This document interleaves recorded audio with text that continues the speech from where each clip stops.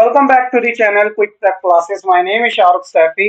तो बच्चों, आज की इस वीडियो के अंदर हम बात करने वाले हैं बीएलएड के बारे में, यानी कि बैचलर ऑफ एलिमेंट्री एजुकेशन के बारे में। A 4 year integrated professional degree program of elementary teacher education offered in 8 women colleges of university of Delhi. तो देखिए बच्चों, सिंपल सी बात है। शुरुआत में ही उन बच्चों को मैं बता देना चाहता हूँ, लास्ट में मैं सस्पेंस नहीं रख रहा आपके लिए। ये जो कोर्स है वो डीयू की तरफ से, यानी दिल्ली यूनिवर्सिटी की तरफ से करवाया जाता है, और स्पेशली फॉर वुमेन्स के लिए, यानी कि यहाँ पे फीमेल कैंडिडेट ही इस कोर्स में अप्लाई कर सकती है। यहाँ पे मेल कैंडिडेट अप्लाई नहीं कर सकते। सो ये जो वीडियो है वो पूरी तरीके से डेडिकेटेड है ओनली फॉर गर्ल्स के लिए, जो आफ्टर 12 इस कोर्स में इंटरेस्टेड है और वो करना चाहती हैं।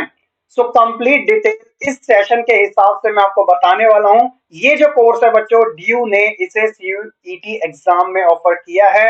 आप सीयूईटी एग्जाम जब अपना दोगे तो आप ये वाला ऑप्शन भी चूज कर सकते हो बीएलएड का, जिसमें आप अपना ये वाला एंट्रेंस देके और अपनी सीट जो है उसे ले सकते हो, अगर आप अपना अच्छा स्कोर इस एग्जाम में ला सकते हो। अब क्या है ये सारा का सारा सिस्टम बीएलएड का, कि कौन अप्लाई कर सकता है, क्या इसके अंदर रहने वाला है, 4 साल का है तो क्या पढ़ना पड़ेगा, और अपॉर्चुनिटी क्या है, मतलब इस कोर्स को करने के बाद अपॉर्चुनिटी क्या है, और किन किन कॉलेजेस में हम बीएलएड का कोर्स अप्लाई कर सकते हैं। कंप्लीट डिटेल आपको जानने को मिलेगी 2022 सेशन के अकॉर्डिंग। तो जरा ध्यान से देखना बच्चों, और चैनल पे नए हैं तो सब्सक्राइब जरूर कर देना। अब ये जो प्रोस्पेक्टस है ये 2021 का है।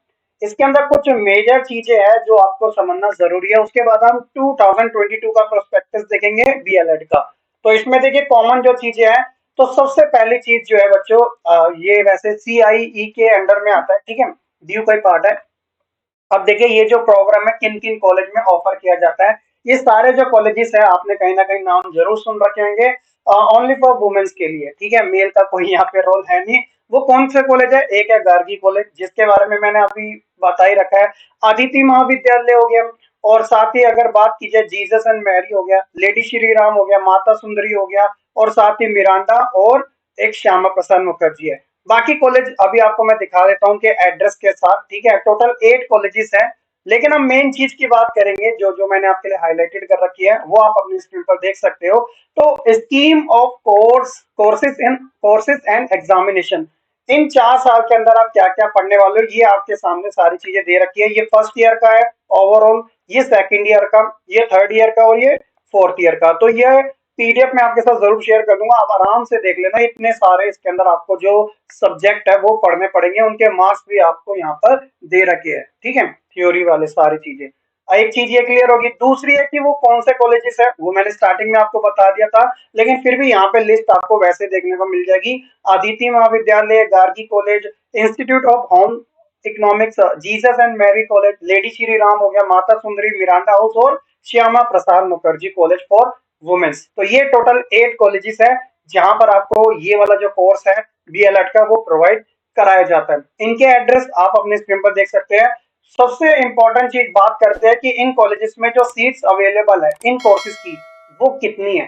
तो यहाँ पर अगर आप देखोगे नंबर ऑफ सीट्स, तो 63, 63, 63, 50, 63, 50 और 63, 63। अब ये जो सीट है वो डिवाइडेड है अलग अलग कैटेगरी में, यानी कि यूआर की अलग है, ओबीसी की अलग है, एससी एसटी की अलग है, और ईडब्ल्यूएस कैटेगरी की अलग है। और कुछ स्पेशल रिजर्वेशन भी आपको देखने को मिलेगा, like Jesus and Mary college के अंदर, जहाँ पे माइनॉरिटी स्टूडेंट्स के लिए अलग से ही सीट 50% सीट अवेलेबल है। माइनॉरिटी स्टूडेंट्स वो जो कि क्रिश्चियन है, ठीक है, क्योंकि जीसस एंड मैरी कॉलेज वही है। तो ये चीजें होगी, होप्स होगी यहाँ तक क्लियर हो चुकी होगी। आगे देखिए जो इंपॉर्टेंट चीज आपको जानना है इसके अंदर, तो यहाँ पर थोड़ा स्क्रॉल करते हैं, ठीक है। यहाँ पे कैटेगरी वाइज आपको सीट्स अवेलेबल दिखेगी। ये लास्ट ईयर की है, ज्यादा इंपॉर्टेंट नहीं है आपके लिए, लेकिन अब जो चीज इंपॉर्टेंट है वो समझ लीजिएगा। फीस कितनी है, सबसे मेन चीज तो करने की बात आती है फीस को लेकर, कि यार हमें पर एनुअल कितना पे करना पड़ेगा।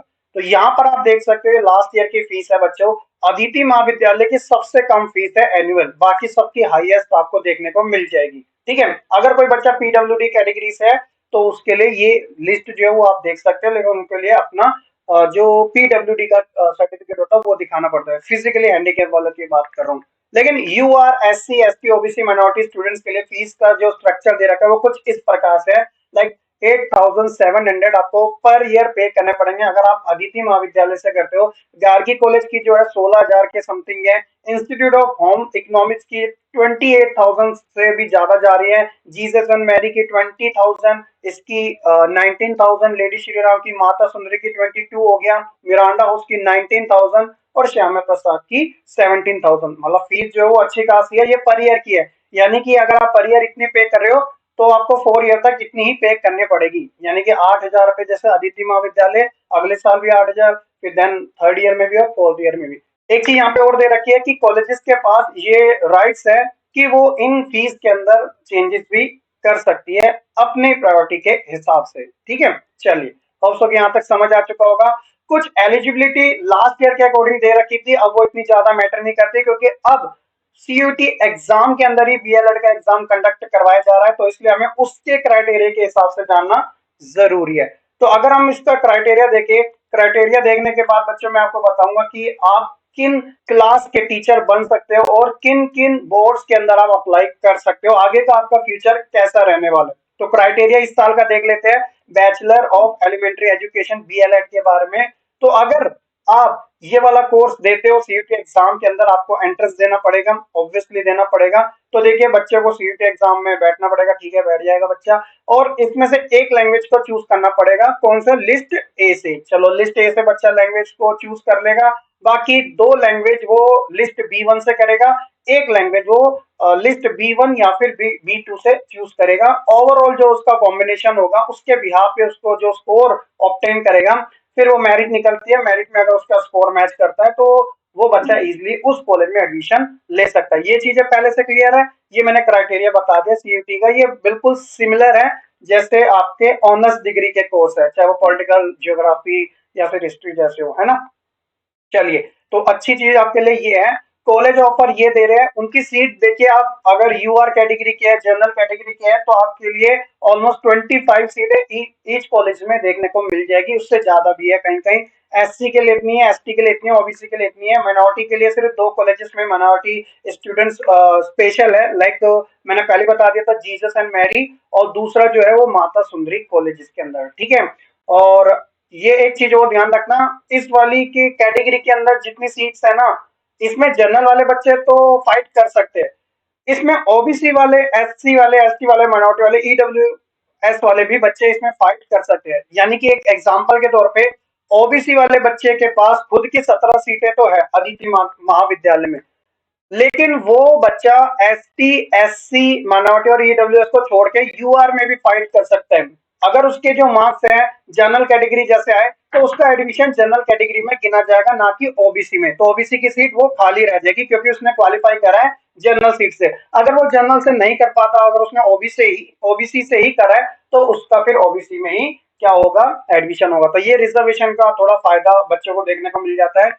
तो होप्स हो कि आप समझ चुके होंगे। ठीक है, तो ये सारी चीजें तो होगी बच्चों मेन। यहाँ पर बच्चों अगर किसी को लिस्ट ए, बी1 और बी2 के बारे में कंफ्यूजन हो रही है तो यहाँ पर मैं आपको जरा दिखा देता हूँ। ये रहा आपका बैचलर ऑफ एलिमेंट्री एजुकेशन, और जो लिस्ट आपको बता रखी थी वो लिस्ट यहाँ पर मैं आपको दिखा देता हूँ कि वो कौन कौन सी है। पहले भी मैंने ऑलरेडी आपको दिखा रखी है। तो यहाँ पे अगर आप क्लिक करोगे तो ये है आपकी लिस्ट 1, जिसमें से आप कोई भी लैंग्वेज को चूज कर सकते हैं। यहाँ पर सारी चीजें ऑलरेडी गिवन है, हिंदी इंग्लिश दोनों है, रीजनल के साथ फॉरेन लैंग्वेजेस भी है। और बी1 से जो 2 सब्जेक्ट चूज करने हैं वो आप इनमें से कर सकते हो, ये वाली लिस्ट में से। और बी1 और बी2 में से कोई एक सब्जेक्ट आपको चूज करना है तो आप बी1 से तीसरा सब्जेक्ट ले सकते हो या फिर बी2 से। ज्यादातर इसके अंदर टीचिंग एप्टीट्यूड काफी ज्यादा मैटर करता है, उससे आपको प्रेफरेंस ज्यादा अच्छी मिल जाएगी क्योंकि आप टीचिंग वाला कोर्स कर रहे हो ना, इस वजह से। ठीक है बच्चे, होप्स हो कि आपको ये क्राइटेरिया अच्छे तरीके से समझ आ चुका होगा। अब हम मेन बात कर लेते हैं इसके आगे की स्कोप की, कि आगे का इसका स्कोप कैसे रहने वाला है। तो देखिए एक चीज मैं आपको क्लियर कर देता हूँ, जब आप बच्चे अपना 4 ईयर का बीएलएड का कोर्स कंप्लीट करोगे तो आपके पास एक एलिजिबिलिटी आ जाएगी। वो कौन सी एलिजिबिलिटी होगी कि अब आप गवर्नमेंट स्कूल में या फिर प्राइवेट स्कूल के अंदर। प्राइवेट तो देखो ऑल टाइम अवेलेबल होते ही है। एक चीज जरा ध्यान से समझने की कोशिश कीजिएगा। मान लीजिएगा कि आपने 4 साल का ये बीएलएड का कोर्स कंप्लीट कर दिया, ठीक है। ठीक है, आपने 4 ईयर का कंप्लीट कर लिया। अब आपके पास एलिजिबिलिटी आ गई है कि अब आप पीआरटी स्कूल के लिए टीचर बन सकते हैं। पीआरटी स्कूल कौन से होते हैं? जो पहली से 5वीं क्लास तक करवाए जाते हैं। हालांकि कुछ बोर्ड ऐसे भी है जहां पे 6 से 8 क्लास तक भी कंसिडर कर लिया जाता है बीएलएड डिग्री वाले बच्चों को, लेकिन वो काफी रेयर है। लेकिन आप कह सकते हो फुल मेजोरिटी ऑफ जो सीट्स रहती है अवेलेबल वो पीआरटी की ही रहती है इन स्टूडेंट्स के लिए जिन्होंने बीएलएड का कोर्स किया होता है। होप्स होगी यहाँ तक सारी चीजें क्लियर होगी। अब देखिए आपने ये तो कर लिया कंप्लीट, उसके बाद बच्चों आपको एक सीटेट का एक एग्जाम होता है, सेंट्रल टीचर एलिजिबिलिटी टेस्ट इसे कहते हैं।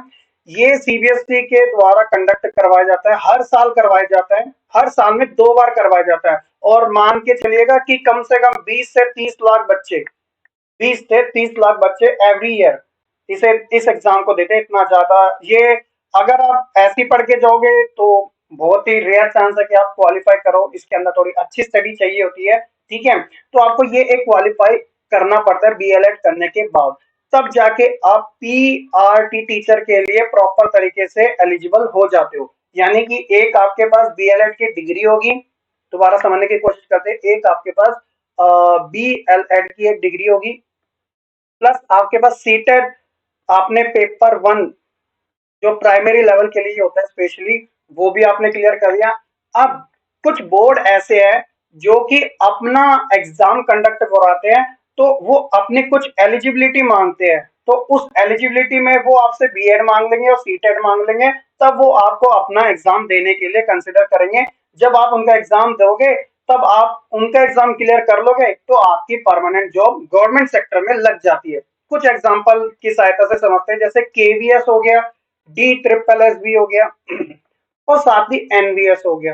हालांकि एनवीएस को यहाँ से हटा देना चाहिए क्योंकि 6ठी से 8वीं तक के ही होते हैं। केवीएस हो गया, डी ट्रिपल एस भी हो गया, और इसके अंदर कुछ आर्मी वाले कॉलेज भी हम थोड़ा गिन लेते हैं, और थोड़े कुछ स्टेट बोर्ड्स के। स्टेट बोर्ड में बच्चों कुछ होता है ना, जैसे यूपी का हो गया, उसी तरह हरियाणा, राजस्थान, बिहार, ये सभी। लेकिन बच्चा ज्यादातर जो जाता है ना, उनकी पहली जो चॉइस रहती है वो केवीएस रहती है, और कोई दिल्ली वाला बच्चा है तो वो डीएसएस भी करना चाहता है। इन दोनों में परमानेंट जॉब भर भर के निकलती रहती है और कंपटीशन भी भर भर के हमेशा देखने को मिलता रहता है। केवीएस की मैं बात कर रहा हूँ बच्चों, केंद्रीय विद्यालय, ठीक है। केंद्रीय स्कूल में से आप में से बहुत सारे बच्चे जो सेंट्रल स्कूल में पढ़ते भी होंगे, तो यहाँ पर बच्चों आपको इनका खुद का एग्जाम देना पड़ता है, लेकिन आप तब दे सकते हो जब आपके पास बीएलएड की डिग्री होगी, सीटेट आपका क्वालिफाई होगा। ठीक उसी तरह दिल्ली का एक बोर्ड है डी ट्रिपल एस बी, तो यहाँ पर भी बच्चों अगर आप प्राइमरी स्कूल के टीचर बनना चाहते हो गवर्नमेंट सेक्टर के अंदर, तब भी आपके पास सीटेट क्वालिफाई होना जरूरी है। और साथ वो भी पेपर 1, पेपर 2 नहीं, पेपर 1। सीटेट के बारे में अलग से वीडियो बता दूंगा। पेपर 1 आपको क्वालिफाई होना जरूरी है, और बीएलएड की आपके पास डिग्री होना जरूरी है। तो ये 2 चीजें आप करोगे तब जाके आप एलिजिबल माने जाओगे। इनके पेपर काफी टफ लेवल के होते हैं, कंपटीशन भी टफ होता है दोनों एग्जाम के अंदर। मतलब डीएसएसबी में तो नेगेटिव मार्किंग होती ही है, लेकिन केवीएस में कहीं कहीं पे नहीं भी होती है, ठीक है। तो ये तो ओवरऑल था आपका स्कोप। अब बात आती है प्राइवेट सेक्टर की। देखिए प्राइवेट सेक्टर में आपकी कम्युनिकेशन स्किल्स कंसिडर की जाती है, आपका एक्सपीरियंस काउंट किया जाता है। अगर आपने किसी कोचिंग सेंटर में, कुछ ट्यूशन में, कुछ ऑटोनोमस बॉडी के अंदर कुछ पढ़ा रखा है, तो वहां पर आपको प्राइवेट स्कूल में रख लिया जाता है। लेकिन आप हाईली जॉब लेना चाहते हो, मतलब जिसकी सैलरी अच्छी खासी हो, तो आपके लिए ये वाले जो बोर्ड है वो काफी इंपॉर्टेंट रखते हैं। कुछ बच्चे ऐसे बोलेंगे कि सर यूपी के लिए भी होता है, यूपी के लिए भी होता है, बिहार के लिए भी होता है, और साथ ही अपने जितने भी स्टेट है, हर एक स्टेट के अंदर पीआरटी के टीचर चाहिए चाहिए होते हैं, गर्ल्स वाले भी चाहिए होते हैं। तो भैया वहां पर भी अलग से उनकी खुद की जॉब निकलते रहते हैं, वहां पर भी अप्लाई कर सकते हो। तो ये सारी चीजें बच्चों बीएलएड के बारे में थी। होप्स हो कि आपको अच्छे से समझ आ चुकी होगी। अब जो भी स्टूडेंट्स अपना बीएलएड का एग्जाम देना चाहता है, तो ऑल द वेरी बेस्ट, आप दीजिएगा, अच्छे तरीके से दीजिएगा, हाई से हाई रैंक लाने की कोशिश कीजिएगा, क्योंकि अब की बार नेगेटिव मार्किंग भी आपकी दे रखी है। तो इस बात का जरा अच्छे से ध्यान रखना, ताकि आगे चल के आपका कोई कंफ्यूजन ना हो सके, ठीक है। तो ये था बच्चों आपका ओवरऑल बीएलएड के बारे में। टोटल 8 कॉलेजेस डीयू के आपको प्रोवाइड करवाए जाते हैं, ओनली फॉर गर्ल्स के लिए 4 साल का होता है। और इसे करने के बाद बच्चा पीआरटी स्कूल के लिए एलिजिबल हो जाता है। सीटेट एग्जाम क्लियर करने के बाद वो किसी भी गवर्नमेंट का एग्जाम देगा, अगर वो क्वालिफाई कर लेता है तो उसकी परमानेंट जॉब लग जाती है। होप्स हो कि आपको ये सारी चीजें अच्छी तरीके से समझ आ चुकी होगी। कोई डाउट हो तो कमेंट सेक्शन में लिख देना। और अगली वीडियो बच्चों आपको सीयूटी एग्जाम के अंदर नेगेटिव मार्किंग को लेकर वीडियो आने वाली है कि मार्किंग सिस्टम किस प्रकार से रखा गया है, उससे आपको बहुत ज्यादा हेल्प मिलेगी।